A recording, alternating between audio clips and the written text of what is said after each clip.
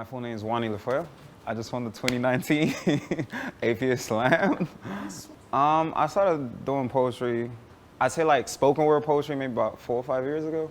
I've always kind of like just written in journals, and then a friend of mine says, found one of my journals and they were like, oh, I didn't know you wrote poetry, this is incredible.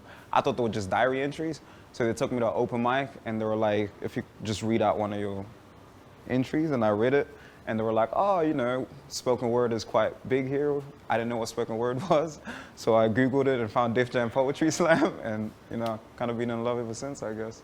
I guess I'm really committed to finding new ways of telling stories, and especially stories from like communities like mine that, you know, aren't often platformed in the same way as other stories. And growing up, I felt like I was surrounded by a lot of stories. I grew up in West Auckland, New Zealand, at a time where like it was heavy gang influence and affiliated, and there was a lot of poverty.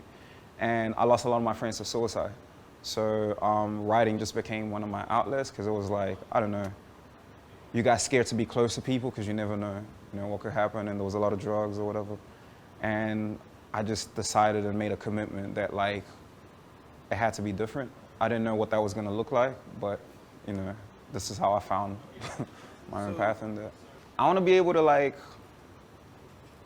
showcase it to the world in a way that I think is deserving, like kind of every other sport or every other thing that's massive. You know, I think being the Australian Poetry Slam is just as big as, you know, winning the national basketball title, you know, and I think it's dope, and I think people should know that, and they should know how dope we are and what we do, because I think we hit places that most of them can't always hit. You know, we hit straight to the heart in ways that other mediums can't hit. So yeah, that's kind of what I hope to be able to elevate with this title, hopefully. Yeah. I'm just committed to being honest with myself. I've always said I'm never gonna say anything I don't know.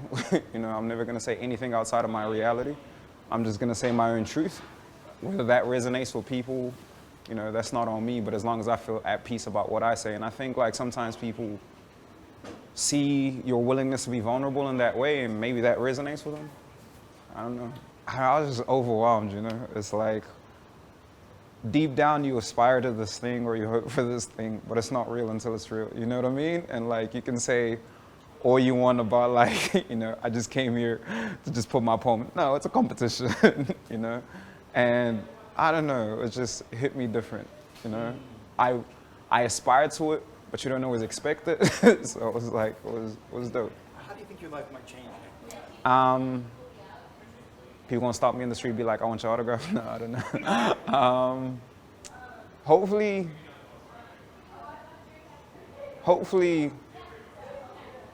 I'm able to get taken a lot more seriously in what I say, because I'm already committed to what I do, you know what I mean? But sometimes titles mean things, and it's a big title, so yeah.